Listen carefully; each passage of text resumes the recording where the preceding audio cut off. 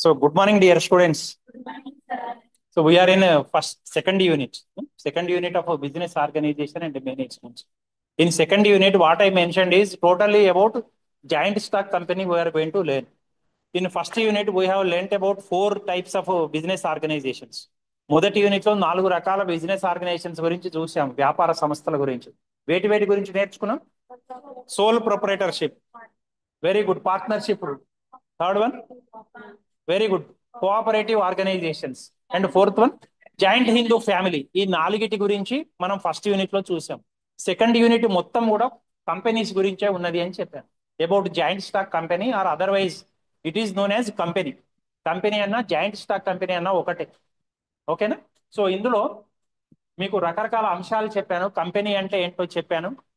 కంపెనీలో రకాలు చూసాము కదా. Types of companies: government company, public company, private company, chartered company, ఇట్లా రకరకాలుగా, 1 పర్సన్ కంపెనీ, ఓపీసీ అని ఇట్లా రకరకాలుగా చెప్పాను. కంపెనీస్ యాక్ట్ ప్రదేశ్ ఎనాక్టెడ్ ఇన్ విచ్ ఇయర్, ఏ సంవత్సరం అని చెప్పాను? Very good, 2013. అంతకు ముందు ఎప్పుడని చెప్పాను? Very good, 1956. In 2013 there was a total change in companies act. అది మీరు గుర్తుపెట్టుకోండి. సో కంపెనీని ఎస్టాబ్లిష్ చేయడానికి చాలా కష్టపడే వ్యక్తిని ప్రమోటర్ అంటాం. Okay, A person who works very hard to establish a company is known as promoter. ఓకేనా? ప్రమోటర్ అంటాము. ప్రమోటర్కు ఉండవలసిన లక్షణాల గురించి చూద్దాం. ప్రమోటర్ అంటే as per companies act 2013, promoter means A person who is defined as a promoter in, who is named as a promoter in prospectus. Prospectus ను తెలుగులో ఏమంటామంటే పరిచయ పత్రం అంటాం. ఇప్పుడు మీరు అడ్మిషన్స్ అప్పుడు రకరకాల ప్రైవేట్ కాలేజీల వాళ్ళు, గవర్నమెంట్ కాలేజీల వాళ్ళు వచ్చి మీకు పాంప్లెట్ ఇస్తారా? మా దాంట్లో చేరండి, మా దగ్గర ఫీచర్స్ ఇవి ఉన్నాయి, ఈ గ్రూప్స్ ఉన్నాయి, ఇంత ఫీజు, ఈ ఫెసిలిటీస్ ఉన్నాయి, లెక్చరర్స్ పేర్లు అయితే లెక్చరర్స్ పేరు, ఇంత ఎక్స్పీరియన్స్ ఉన్నది, ఈ ల్యాబ్స్ ఉన్నాయి. Likewise they will give a pamphlet. Similarly companies will issue a prospectus. Prospectus అంటే పరిచయ పత్రం అంటాం తెలుగులో. Prospectus is a document which introduces the company to the public. ప్రజలకు కంపెనీ గురించి తెలియజేసే పత్రాన్ని, అధికార పత్రాన్ని ప్రాస్పెక్టస్ అంటాం, పరిచయ పత్రం అంటాం. అందులో అన్ని విషయాలు ఉంటాయి. ఇప్పుడు మీకు ఇచ్చిన బ్రోచర్ లో కాలేజీ గురించి బ్రోచర్ ప్రింట్ చేసి మీ ఇల్లులకు తిరిగి ఇచ్చాం మేము. మేమని మీ మిత్రులు గానే ఇచ్చారు, కొందరు ఇంటికి వచ్చి ఇచ్చారు. ఓకేనా? అట్లనే మీరు ఇక్కడ కాలేజీలో అడ్మిషన్ కావడానికి వచ్చినప్పుడన్నా కాలేజీ గురించి తెలుపుతూ ఒక పేపర్ ఇచ్చారు. సో అట్లనే కంపెనీ వాటి గురించి తెలియజేస్తూ, కంపెనీ గురించి తెలియజేస్తూ, మేము ఈ బిజినెస్ చేస్తున్నాము, ఇన్ని సంవత్సరాలు అయింది ఎస్టాబ్లిష్ చేసి, కంపెనీ మా డైరెక్టర్లు వీళ్ళు అని చెప్పి ప్రజల దగ్గర నుంచి డబ్బులు అడగడానికి ఒక పత్రం తీసుకుంటారు. ఇప్పుడు వినాయక చవితి వస్తున్నది, కొందరు చందాల కోసం వస్తారు కదా ఇల్లులకు. మేము అందులో ఏం చెప్తారు? మేము ఇక్కడ వినాయకుడిని పెడుతున్నాము, ఇంత ఇప్పుడు మీ ఇష్టం వచ్చిన తోచినంత ఇవ్వండి, మీ ఇంటి పక్క వాళ్ళు ఇంత ఇచ్చారు, మీరు ఇంత ఇవ్వండి అని అడుగుతారా లేదా? మేము ఇక్కడ ఇన్ని రోజులు చేస్తాము, ఈ రోజు నిమజ్జనం ఉంటుంది, ఇట్లా రకరకాల విషయాలు చెప్తారు కదా డబ్బులు అడగడానికి వచ్చినప్పుడు. సో అట్లనే కంపెనీ కూడా డబ్బులు అడగడానికి వచ్చినప్పుడు ముందుగా వాళ్ళు ఏం బిజినెస్ చేస్తున్నారు, డైరెక్టర్లుగా ఎవరు ఉన్నారు, మేనేజర్లుగా ఎవరు ఉన్నారు, total information they will provide. That information is known as prospectus. That information providing document is known as prospectus. అందులో ఎవరినైతే ప్రమోటర్ గా పేర్కొంటారో వాళ్ళనే ప్రమోటర్ అంటాము అని company act 2013 defines promoter. Actually promoter is a person who sacrifices several things in order to establish a company, who works continuously to establish a company. That person is known as promoter. ఎవరైతే కంపెనీని స్థాపించడానికి అహర్నిశలు కృషి చేస్తారో ఆ వ్యక్తిని promoter అంటారు. ఓకేనా? మీకు ఒక సంస్థ ఏర్పాటు చేయాలంటే కొన్ని కావాలని చెప్పాను ప్రధానంగా. ఏంటవి? మీకు ఎముల రూపంలో చెప్పాను. వెరీ గుడ్, 4 M's అని చెప్పాను. మనీ కావాలి, మెన్ కావాలి, మెటీరియల్ కావాలి, మెషినరీ కావాలి. ఈ 4 ఇంపార్టెంట్. ఆ 4టిని ఒక దగ్గరికి చేర్చడానికి ఈ వ్యక్తి కష్టపడతాడు, అతన్ని ప్రమోటర్ అని. A person who combines, who tries to combine all the 4 M's which are required to establish a firm. 4 M'లను ఒక చోటకి తేవడానికి ఎంతో కష్టపడే వ్యక్తిని మనం ప్రమోటర్ అని. ఓకేనా? ఈ ప్రమోటర్ యొక్క క్యారెక్టరిస్టిక్ ఫీచర్స్ మనం ఒకసారి చూస్తే, these are characteristics of promoters. They are the founders of company. వాళ్ళు ఎవరండి? కంపెనీని స్థాపించే వాళ్ళు. Founder means a person who establishes. సంస్థను స్థాపించేవాడు, కంపెనీని స్థాపించేవాడు ప్రమోటర్ అనబడతారు. ప్రమోటర్కు ఉండవలసిన క్వాలిటీ అది. ఓకే. ఫిడ్యూషరీ కెపాసిటీ. ఫిడ్యూషరీ అని చదవాలి దాన్ని. ఫిడ్యూషరీ. ఫిడ్యూషరీ అంటే చూడండి, కంపెనీ ఇంకా వచ్చింది, అప్పటికి రాలేదు, ఇంకా కంపెనీ తరఫున పని చేస్తుంటాడు ఇంకా అంతే. కాబట్టి the relationship between the promoter and a to be established company is fiduciary. Fiduciary capacity అంటాం. అప్పటికి ఇంకా కంపెనీ స్థాపించబడలేదండి. Company is not established. After his work only, after his efforts only company will come in to place. So అప్పటి వరకు ఉన్న సంబంధాన్ని ఏమంటామంటే ఫిడ్యూషరీ capacity అంటాం. ఏ స్థాయిలో అతను పనిచేస్తాడు అంటే ఫిడ్యూషరీ కెపాసిటీ అంటాం, అతనికి ఉన్న స్థాయిలో. ఇప్పుడు చూడండి, ఫర్ ఎగ్జాంపుల్ మన కాలేజీ తీసుకుంది. కాలేజీకి ప్రస్తుతం ప్రిన్సిపల్ మేడం ఉన్నారు కదా. ప్రిన్సిపల్ మేడం ఈ కాలేజీ స్థాపించడానికి ఒక 20 ఏళ్ల క్రితం బాగా కృషి చేశారు అనుకుందాం. అప్పటికి కంపెనీ రాలేదు. ఇప్పుడు అంటే ప్రిన్సిపల్ అంటున్నాం. మరి అప్పుడు కాలేజీ లేదు కదా.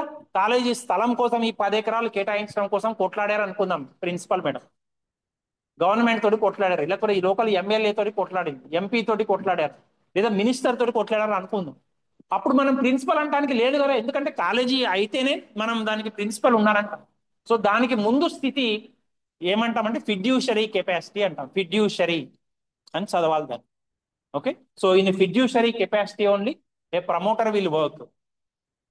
And third characteristic feature of a promoter is he should disclose total details regarding the company. Company ఏం చేయబోతున్నది అనేది పూర్తిగా తెలపవలసిన బాధ్యత అతనికి ఉంటుందండి. Full disclosure. డిస్క్లోజర్ అంటే వెల్లడి చేయటం, చెప్పటం. అతను అన్ని విషయాలు సంపూర్తిగా చెప్పాలి. ఇప్పుడు చూడండి, కాలేజీ బ్రోచర్ లో కాలేజీలో ఉన్న ఫెసిలిటీస్ గురించి ఇచ్చారు కదా. ల్యాబ్ ఉంది, మ్యాథ్స్ గ్రూప్ ఉంది, సైన్సెస్ గ్రూప్ ఉంది, బిఏ గ్రూప్ ఉంది, బీకామ్ గ్రూప్ ఉంది, ఇంగ్లీష్ మీడియం ఉంది అని చెప్పారు.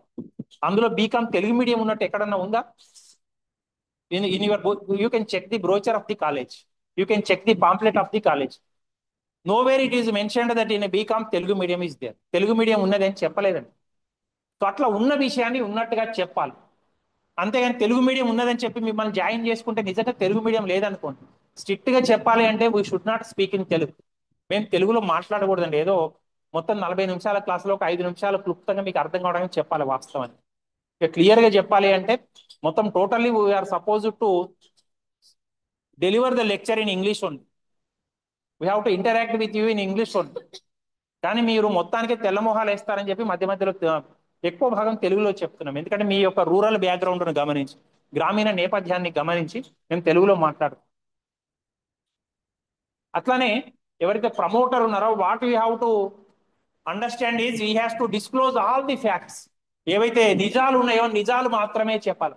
ఎవరెవరితో ఒప్పందాలు చేసుకున్నారో, కాంట్రాక్ట్స్, కంపెనీ స్థాపించడానికి ఎవరెవరితో అయితే ఒప్పందాలు చేస్తున్నారో ఆ details should be given by the promoter. So is feature is he will disclose as it is.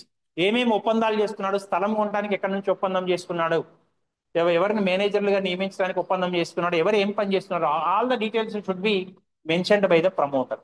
Okay. No secret profits. అట్లానే promoter is not suppose to make any secret profits. రహస్య లాభాలు ఏమీ సంపాదించకూడదండి. ఉన్నది ఉన్నట్టుగా అతను ఏమైనా పారితోషికం తీసుకుంటే, if he has taken any remuneration, ఆ పారితోషికం గురించి కూడా ఫుల్ డీటెయిల్స్ అనేవి ఇవ్వాలి. అంటే ఎవరికి తెలవకుండా లాభాలు తీసుకోవడం అనేది ఉండదు. ఓకే. Then network builders. చూడండి, వీళ్ళు ఏమి తయారు చేస్తారంటే ఒక నెట్వర్క్ ఏర్పాటు చేసుకుంటారు. Network means rapport with others. ఇతరులతోటి కమ్యూనికేషన్ ఏర్పాటు చేసుకొని కంపెనీని స్థాపించడానికి ఏవైతే అవసరమైతాయో వాటిని అన్నింటినీ ఏర్పాటు చేసుకుంటారు. మీరు కాలేజీలో చేరినాక మీరు ఒక నెట్వర్క్ అన్అఫీషియల్ గా వాట్సాప్ గ్రూప్ క్రియేట్ చేసుకుంటారు మీ ఫ్రెండ్స్ అందరు. అవునా కదా? ఈ రోజు కాలేజీకి పోవాలన్నా వద్దా, పరీక్షలు ఉన్నాయా వద్దా, అఫీషియల్ గ్రూప్ కాలేజీ క్రియేట్ చేసింది కాకుండా మీ ఊరి వాళ్ళు, మీ హాస్టల్ వాళ్ళు, లేకపోతే ఒక ప్రాంతం నుంచి వచ్చే వాళ్ళు, లేకపోతే సేమ్ ఫ్రెండ్షిప్ చేద్దాం అనుకున్న వాళ్ళు ఒక గ్రూప్ క్రియేట్ చేసుకుంటారు. అరే ఈ రోజు క్లాసులు డుమ్మా కొట్టి సినిమాకి పోదాం, లేకపోతే ఈ రోజు వినాయక చవితి సందర్భంగా కాలేజీ ఒక రోజు సెలవు ఇస్తే 2 రోజులు మనం కలుపుకుందాం, దసరాకు 10 రోజులు ఇస్తే ఇంకో 10 రోజులు కలుపుకుందాం, ముందు 5 రోజులు తర్వాత 5 రోజులు అని మీరు అట్లా మాట్లాడుకుంటారు. That is your network. ఓకేనా? అందులో సార్ల గురించి మాట్లాడుకుంటారు, మీ తోటి ఫ్రెండ్స్ గురించి మాట్లాడుకుంటారు. అఫీషియల్ గ్రూప్లో మాట్లాడుకోలేరు కదా, సార్ని తిట్టాలన్నా మీరు అఫీషియల్గా తిట్టలేరు కదా. అదే మీ గ్రూపులలో తిట్టుకోవచ్చు, అరే వీడు చెప్పేది ఏది అర్థం కావట్లేదు, సన్నాస్ కూడా ఏం చెప్తున్నా అనుకోవచ్చు. బికాస్ వీ కెనాట్ చెక్, దాన్ని మేము చెక్ చేయలేము కదా. సో అట్లానే promoters they will have their own network. Okay, so they are network builders. అట్లానే మీకు ఇంతకుముందు చెప్పాను కదా, దే ఆర్ రిస్క్ బేరర్స్. వీళ్ళు ఎంతో కష్టపడతారండి, కష్టపడి కంపెనీని స్థాపించడానికి ముందుకు వస్తారు. చాలా ఎఫర్ట్ చేసినాక గవర్నమెంట్ పర్మిషన్ ఇవ్వలేదు అనుకోండి, అప్పటి వరకు పెట్టిన డబ్బంతా వృధా అవుతుంది. So they will take risk. ఇంతకు ముందు చెప్పాను చూడండి, ఒక 20 ఏళ్ల క్రితం మన ప్రిన్సిపాల్ గారు ఇక్కడ కాలేజీ ఎస్టాబ్లిష్ అని కొట్లాడారు అనుకుందాం. బాగా ఎమ్మెల్యే చుట్టూ తిరిగారు, మినిస్టర్ చుట్టూ తిరిగారు, ఎంపీ చుట్టూ తిరిగారు. ఒకవేళ కాలేజీ ఎస్టాబ్లిష్ అయితే ఓకే, ఎస్టాబ్లిష్ కాకపోతే ఆమె తిరిగిన డబ్బులన్నీ వేస్టే కదా, ఆ పెట్టిన శ్రమ అంతా వేస్టే కదా. So they are risk takers, they will take risk. Okay, they are risk bearers, they will take the entire risk in establishing a company. Okay, then no legal status initial. మీకు చెప్పాను కదండి, కంపెనీ స్థాపించడానికి promoters ఎంతో కృషి చేస్తారు, company స్థాపించిన తర్వాతనే వాళ్ళకి ఏదైనా లీగల్ స్టేటస్ వస్తుంది. కంపెనీ స్థాపించక ముందు వాళ్ళ స్టేటస్, వాళ్ళ కెపాసిటీ ఏమని చెప్పాను, ఫిడ్యూషరీ కెపాసిటీ అని పేపర్ల మీద మాత్రమే ఉంటుంది. కంపెనీ ఎస్టాబ్లిష్ చేస్తేనే they will get legal status. Company ఎస్టాబ్లిషే కాలేదనుకోండి, వాళ్ళు ప్రమోటరే కాదు, కంపెనీ ఎస్టాబ్లిష్ అయినాకనే ఓహో ఫలానా దాన్ని ఎవరు స్థాపించారు అంటే ఈ వ్యక్తి స్థాపించాడని మనం అనుకోవచ్చు. Okay, so after the establishment of a company only they will get legal status. Till then there is no legal status. చట్టపరంగా వాళ్ళకి ఎటువంటి గుర్తింపు ఉండదండి ఇది రానప్పుడు, కంపెనీ ఎస్టాబ్లిష్ కానప్పుడు. They are professional experts. వాళ్ళు చాలా వరకు ఎవరు ఉంటారంటే ప్రొఫెషనల్ ఎక్స్పర్ట్స్ ఉంటారండి. అంటే కంపెనీని స్థాపించడానికి ఏమేమి అవసరమో అనేది పూర్తిగా తెలుసుకున్న వాళ్ళే ఉంటారు. నేను ఇప్పుడు చెప్పాను 2013 కంపెనీస్ యాక్ట్ అని చెప్పాను. ఆ కంపెనీస్ యాక్ట్ ఏం చెప్తున్నది, కంపెనీ ఎస్టాబ్లిష్ చేయడానికి ఏమి డాక్యుమెంట్స్ కావాలని చెప్తున్నది, they will take care of them all. ప్రతి ఒక్క విషయం క్షుణ్ణంగా పరిశీలించిన వాళ్ళే, వాళ్ళ వాళ్ళ రంగంలో నిష్ణాతులైన వాళ్ళు మాత్రమే ప్రమోటర్లుగా వస్తారు. So they are experts in that field, in that particular field. Okay, no strategic planners they are. అంటే వాట్ ఈస్ ప్లానింగ్? ప్లాన్ అంటే ఏమిటండి? ఎనిమిది నోట్లో. What is plan? ఆలోచన ప్లాన్ అంటే. మీకు ప్లాన్ ఉందా అంటే రేపు ఏం చేయాలనే ప్లాన్ ఉన్నదా? లేదా? కాలేజీకి రావాలి వద్దు, ఏదో ప్లాన్ ఉంటుంది కదా. వస్తే ఎటువంటి డ్రెస్ చేసుకొని రావాలి, ఏం చేయాలి ఉంటుంది కదా ప్లాన్.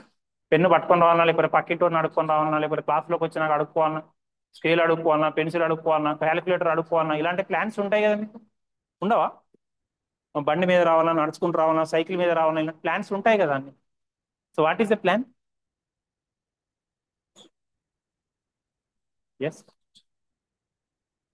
ఇంగ్లీష్ లో ఒక కొటేషన్ ఉంది ఏంటంటే, if you fail to plan you are planning to fail. If you fail to plan you are planning to fail. అంటే ఏంటంటే, మీరు ప్లాన్ చేసుకోవడంలో ఫెయిల్ అయితే మీరు ఫెయిల్ కావడానికి ప్లాన్ చేసుకుంటున్నట్టే. ఇప్పుడు మీకు ఇంకో 3 నెలల్లో పరీక్షలు అవుతాయండి, దానికి ఎట్లా చదువుకోవాలనే ప్లాన్ మీరు ఇప్పటి నుంచి చేసుకోలేదు అనుకోండి, మీరు ఏం చేస్తున్నట్టు, ఫెయిల్ కావడానికి ప్లాన్ వేస్తున్నట్టు. మీకు ఏం ప్లాన్ లేకపోతే, if you fail to plan you are planning to fail.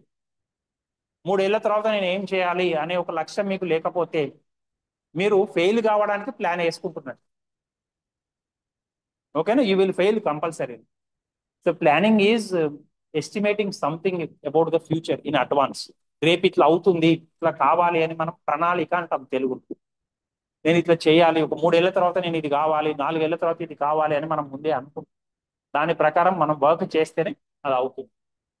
So they are strategic planners. So our company should continue for how many years, from where we have to purchase, from where you have to get the raw materials, to which market we have to go and sell our goods, how to advertise, how much investment is required, how much capital is required, ఎంత మూలధనం కావాలి, ఎంత పెట్టుబడి కావాలి సంస్థ స్థాపించడానికి, అప్పు కావాలంటే ఎవరి దగ్గర నుంచి తీసుకొని రావాలి, everything they will plan, they will plan in advance. Okay, so they are strategic planners. Okay, then their role is temporary. వాళ్ళు కంపెనీ స్థాపించేంత వరకే పనిచేస్తారండి. కంపెనీ స్థాపించిన తర్వాత వాళ్ళు కంపెనీలో ఏదో ఒక స్థాయిలో చేరిపోతారు, అంటే మేనేజర్గా ఉంటారు, డైరెక్టర్గా ఉంటారు, లేకపోతే ఇంకొక ఉద్యోగిగానన్నా ఉంటారండి.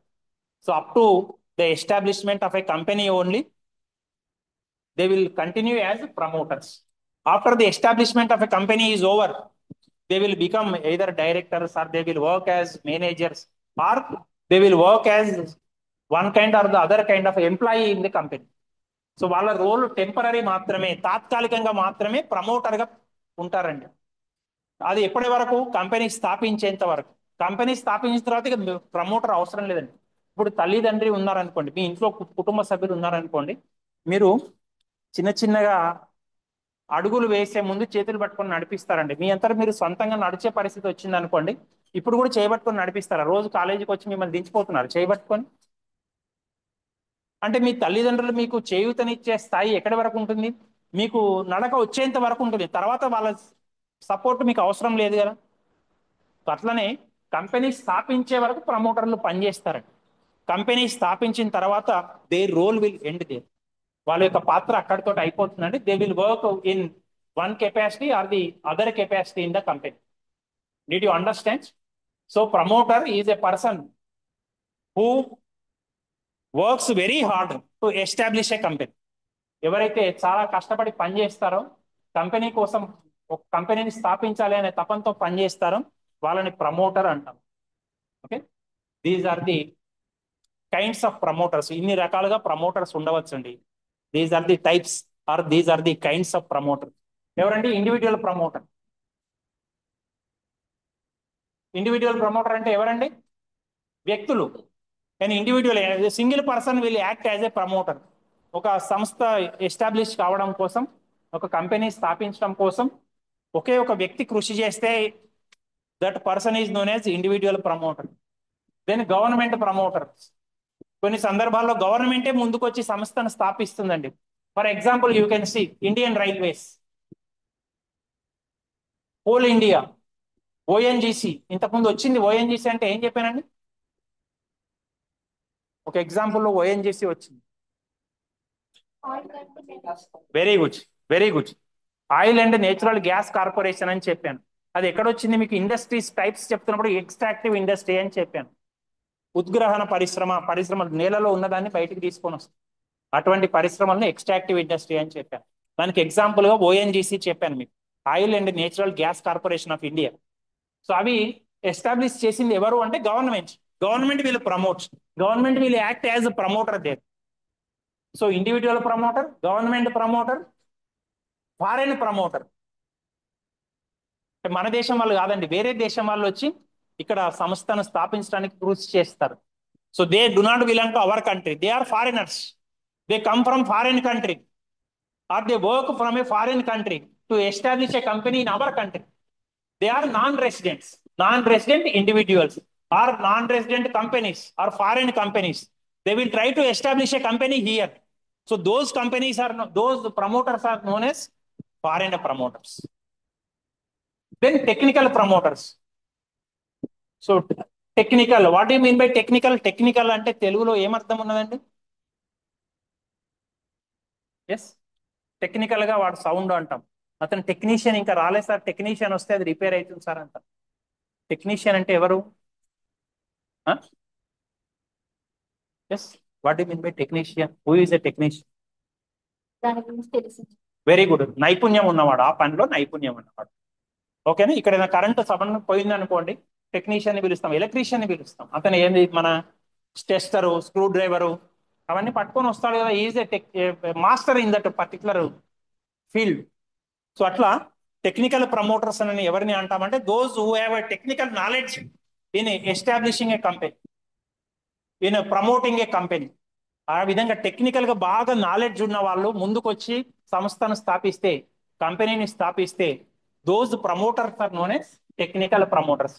Those who have specialised technical knowledge in promoting a company, those promoters are known as technical promoters. Then institutional promoters. కొన్ని సందర్భాలలో కొన్ని సంస్థలే ఇంకా వేరే కంపెనీలను ప్రారంభిస్తాయండి. For example you can see Tata group, you can see Reliance industries, Reliance industries, Tata group, Reliance. చూడండి, మీకు రిలయన్స్ ఏమేమి సంస్థలు ఉన్నాయి చెప్పండి. Very good. పెట్రోల్ ఉంది కదా, రిలయన్స్ పెట్రోల్ ఉంది. జియో పేరుతో ఉన్నాయి కదా పెట్రోల్ బంకులు, అక్కడక్కడ జియో పేరుతో ఉన్నాయి. రిలయన్స్ ఇంకేమేమి ఉన్నాయి చెప్పండి.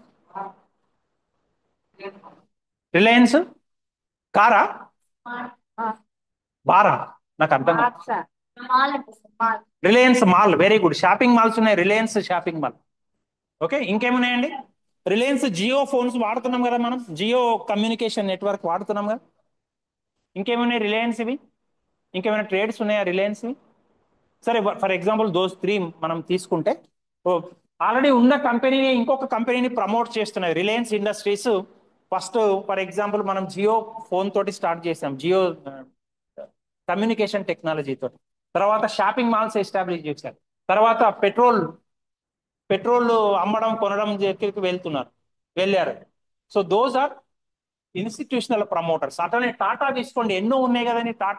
టాటా టీ ప్రొడక్ట్స్ దగ్గర నుంచి టాటాకి సంబంధించిన రకరకాల కార్లు ఉన్నాయి, మోటార్ కార్స్ ఉన్నాయి కదా టాటా ప్రొడక్ట్స్. ఇంకేమున్నాయి? బైక్స్, టాటా బైక్స్ ఉన్నాయా? సరే, ఆటోమొబైల్ ఇండస్ట్రీ అనుకుందాం. ఆటోమొబైల్ ఇండస్ట్రీలో ఉన్నవి టాటా. అట్లానే మీకు చెప్పినట్టుగా జెమినీ టీ కానివ్వండి, చక్రా గోల్డ్ టీ కానివ్వండి, ఇవన్నీ టాటావే కదా. టాటా సాల్ట్, ఉప్పు దగ్గర నుంచి కూడా ఉంది కదా టాటాది. మీరు షాప్కి పోయి అడగండి, టాటా సాల్ట్ ఇస్తారు, టాటా సాల్ట్ కావాలంటే.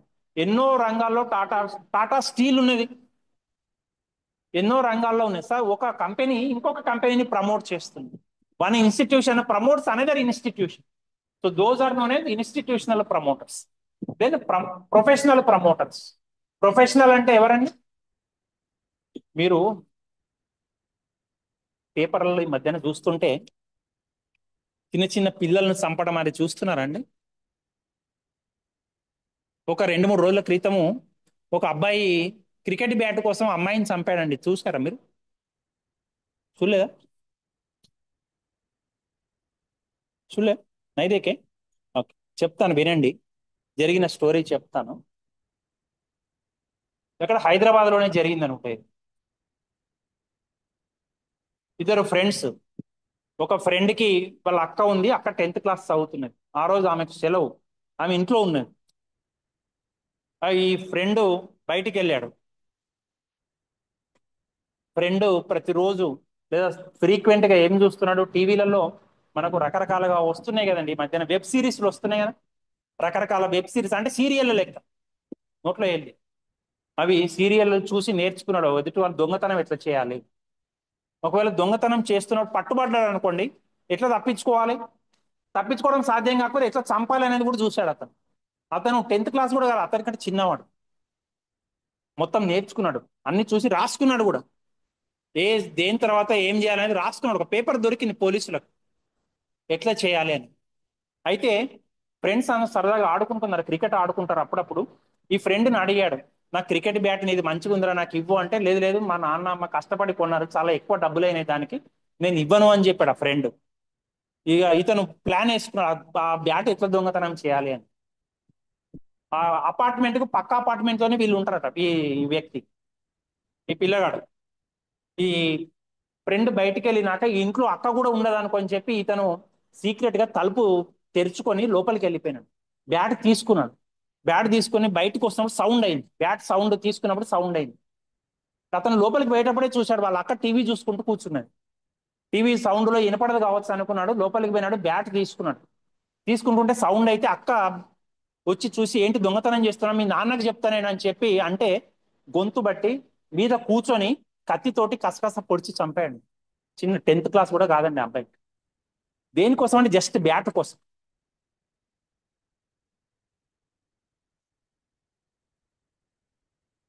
This is real. ఒక 3 రోజుల క్రితం జరిగింది, 2-3 రోజుల క్రితం.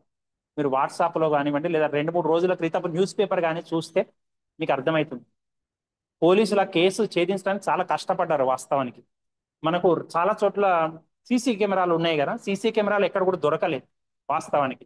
కానీ ఆ అపార్ట్మెంట్ పక్కన ఇంకొక అపార్ట్మెంట్ లో ఉండే ఒక సాఫ్ట్వేర్ ఇంజనీరు, ఆ హత్య జరిగిన రోజు నేను మా ఇంటి దగ్గర చిన్న పిల్లవాడిని గోడ దూకుతుంటే గమనించానని చెప్పాట పోలీసులు. అపార్ట్మెంట్ పైనుంచి పైన దూకేటప్పుడు సీసీ కెమెరా ఏం కవరేజ్ లేదు అక్కడ, ఏదో కింద నుంచి వస్తే సీసీ కెమెరాలో పడతారు. అతను పైనుంచి పై చాలా దగ్గర ఆనుకొనే ఉన్నాయట అపార్ట్మెంట్స్, కాబట్టి పైనుంచి దూకాడు. దూకి వచ్చి ఆమెను చంపి అది తీసుకొని పోయినాడండి. అది ఏమి పెద్ద పెద్ద గొడ్డళ్ళు అవేమి కాదండి.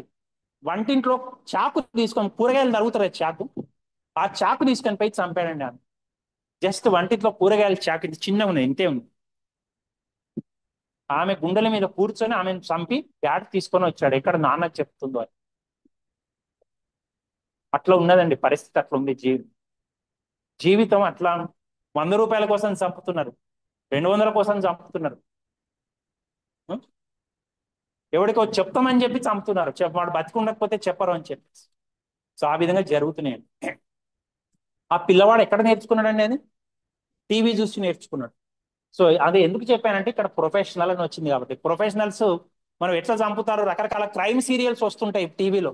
వాడికి కావాల్సిన డబ్బులు, సమాజం ఎటుపోతే ఏంది, వాడికి టీఆర్పీ రేటింగ్స్ అంటాం, వాటి కోసమని వాళ్ళ అడ్డగోలుగా అన్ని చూపిస్తున్నారు. సో అట్లా చూసి ఏమి తెలియని వాడు కూడా నేర్చుకుంటున్నాడు. సో అప్పుడు పోలీసులు జాగ్రత్తగా ఆలోచించి మొత్తం ఆ అమ్మాయికి ఎవరు ఫ్రెండ్స్ ఉన్నారో, ఆ అమ్మాయి సోదరుడికి ఎవరు ఫ్రెండ్స్ ఉన్నారని ఆలోచించి, కింద చుట్టుపక్కల అపార్ట్మెంట్లలో ఎవరు ఫ్రెండ్స్ ఉన్నారని ఆలోచిస్తే వీడు దొరికాడు. ఇప్పుడు వీటిని పట్టుకొని అడిగితే వీడు నిజం చెప్పాడు. వాళ్ళు స్కూల్కి పోయి కూడా ఎంక్వైరీ చేశారు పోలీసులు, వీడు ఆ రోజు వచ్చాడా అంటే రాలేదని చెప్పాడు. స్కూల్లో సార్లు చెప్తారు కదా, వచ్చాడా రాలేదా అంటే రాలేదని చెప్పారు. వీడు కూడా తెలివిగా పోలీసులను తప్పుదారి పట్టించడానికి ఆ రోజు చంపినప్పుడు నన్ను రక్షించండి రక్షించండి అని చెప్పి అరిచింది సార్ అని చెప్పాడు వీడు పోలీసులకు. చంపింది వాడే. వాడు ఎంత తెలివిగా ప్లాన్ చేశాడు అంటే, చంపినాక సింక్ లోనే మొత్తం చాకు కడుక్కొని వచ్చాడు, రక్తపు మరకలు లేకుండా. అదే వాడు చొక్కా మీద పడతాయి కదా, మీద కూర్చొని చంపినప్పుడు ఆ చొక్కా మొత్తం అక్కడే కడుక్కొని, తెలవకుండా చాటున తండ్రికి తల్లికి తెలవకుండా చాటు నుంచి వాషింగ్ మిషన్ లో వేసేసాడు చొక్కా, ఆ మరకలు ఏమి కనపడకుండా. అమ్మకు డౌట్ వచ్చిందట, ఏంటి నువ్వు ఇట్లా చేస్తున్నావు అంటే, ఆ హత్య జరిగినప్పటి నుంచి నీ మొహంలో కొంతనే చేంజ్ ఉంటుందండి కంపల్సరీ. ఆ పక్కన ఇంట్లో అమ్మాయి చచ్చిపోయినప్పటి నుంచి నువ్వు ఏంటి ఇట్లా ఉంటున్నావు అంటే, ఏం లేదు ఏం లేదు అన్నట్టు దబాయించాడు. అట్లా ఒక చిన్న పిల్లవాడు అట్లా హత్య చేశాడండి. పోలీసులు కూడా స్టన్ అయినారు వాడు చెప్తే. మొత్తం రాసుకున్నాడట, ఒకవేళ దొంగతనం ఎట్లా చేయాలి, దొంగతనంలో పట్టుబడితే ఎట్లా తప్పించుకోవాలి, తప్పించుకునే పరిస్థితి లేకపోతే ఎట్లా చంపాలి, అన్ని స్టెప్స్ రాసుకున్నాడు. మనం నోట్స్ కూడా ఎప్పుడు అంత మంచిగా రాస్తాం. Okay, so this is what professional means. Professional అంటే మంచి టెక్నికల్ గా సౌండ్ ఉండి, సాంకేతికంగా మంచిగా నిపుణంగా ఉండి, మనం ఏది చేయదలుచుకున్నామో అది నేర్పరితనంతో చేస్తాం. సో ఆ విధంగా, so professionals are those who are specialized in promoting companies. వాళ్ళు ప్రత్యేకంగా దానికోసమే ఉంటారండి. ఒక కంపెనీని స్థాపించడానికే కొంతమంది పనిచేస్తారు, స్థాపించి ఎవరికి ఇవ్వాలనో వాళ్ళకి అందించేస్తారు, just like outsourcing. Okay, so professional promoters will be they. Then financial promoters. Finance అంటే ఏమిటండి? డబ్బు. Financial or financial. సో కొన్ని బ్యాంకులు, financial institutions, they will work as promoters. కొందరు సంస్థలే, కొన్ని బ్యాంకింగ్ సంస్థలు కానీ, కొన్ని ఫైనాన్షియల్ ఇన్స్టిట్యూషన్స్ కానీ ముందుకొచ్చి డబ్బులు ఇచ్చి ఒక సంస్థను స్థాపించడానికి కృషి చేస్తారు. So those institutions which provide funding, which provide capital to organizations and work as promoters, those financial institutions are known as financial promoters.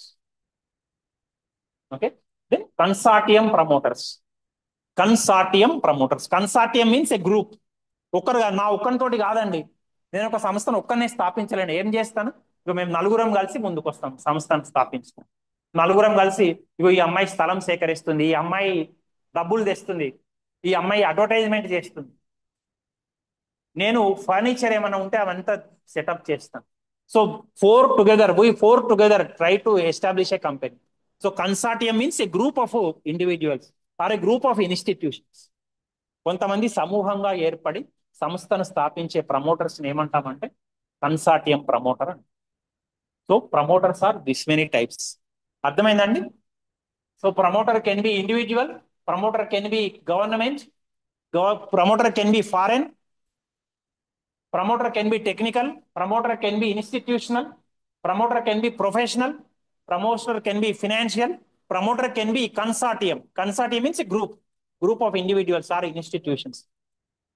సమూహము లేదా సమ్మేళనం. ఓకే, సో ఇవి ప్రమోటర్స్ లో రకాలు.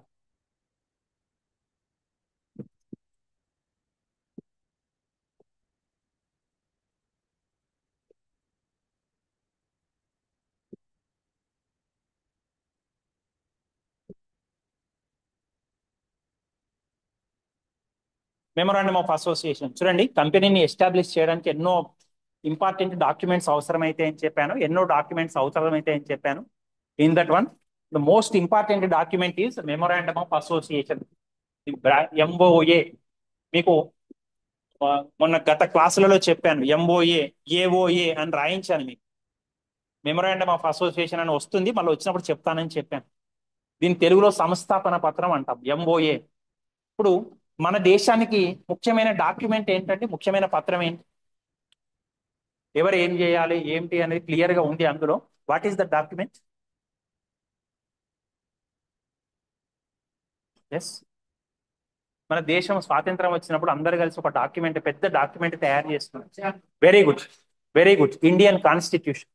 అందులో ప్రైమ్ మినిస్టర్ ఏం చేయాలి, ప్రెసిడెంట్ ఏం చేయాలి, ఎట్లా ఎవరిని నియమిస్తారు, స్టేట్ గవర్నర్ని ఎవరు నియమిస్తారు, స్టేట్ చీఫ్ మినిస్టర్ ఎవరు, all the details are there. కోర్టులు ఎట్లా పనిచేస్తాయి, సుప్రీం కోర్ట్ ఏంటి, హైకోర్టు ఏంటి, total details are given in that document. That document is in the constitution of India.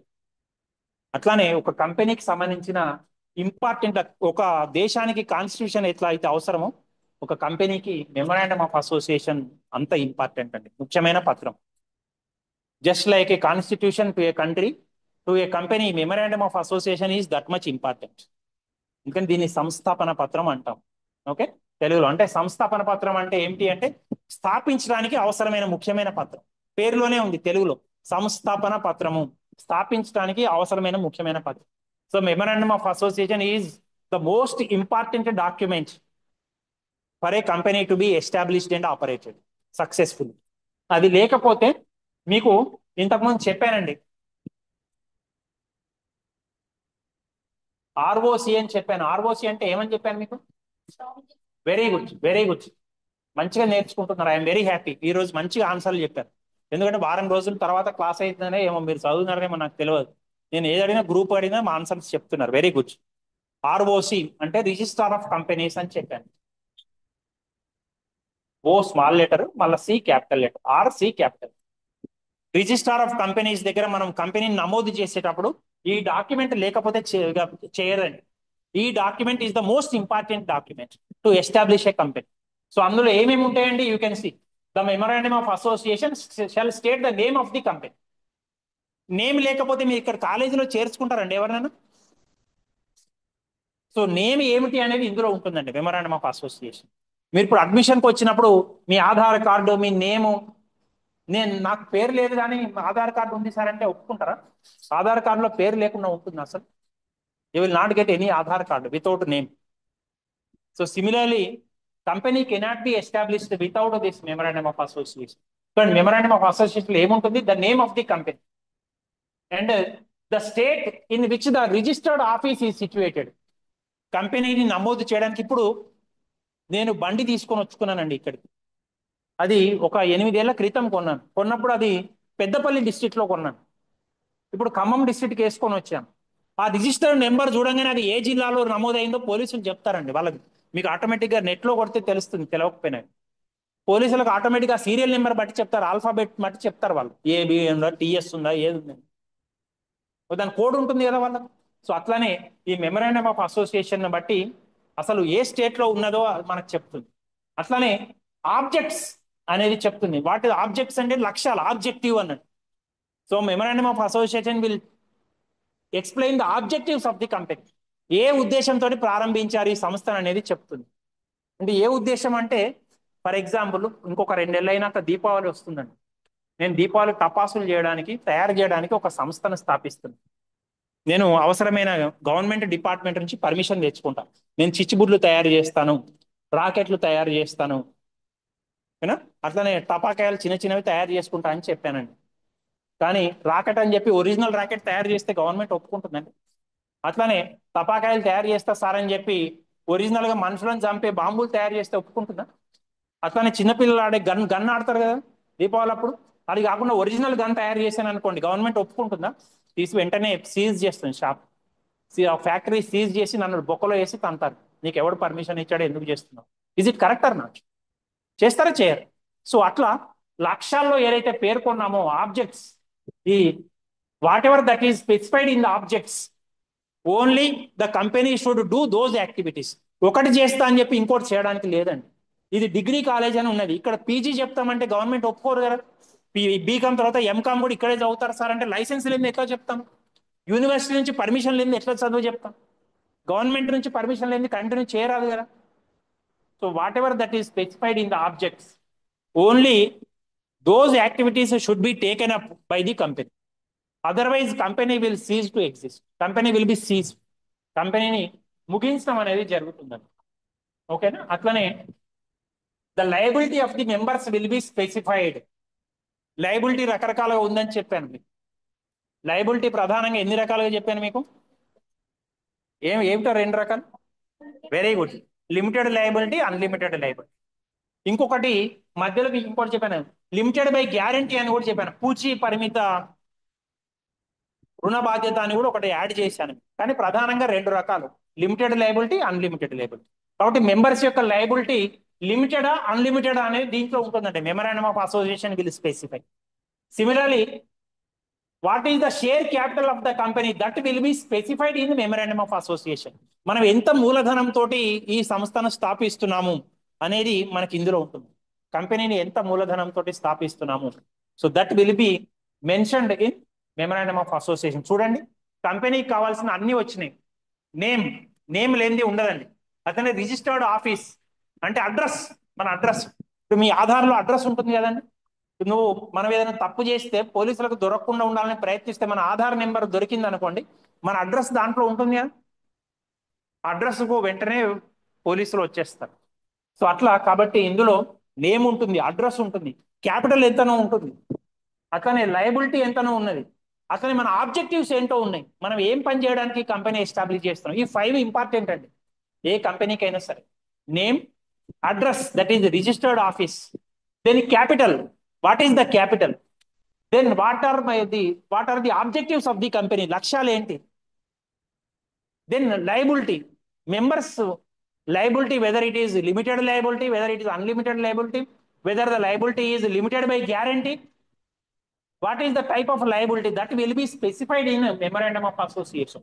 That is why it is the most important document in a company's life.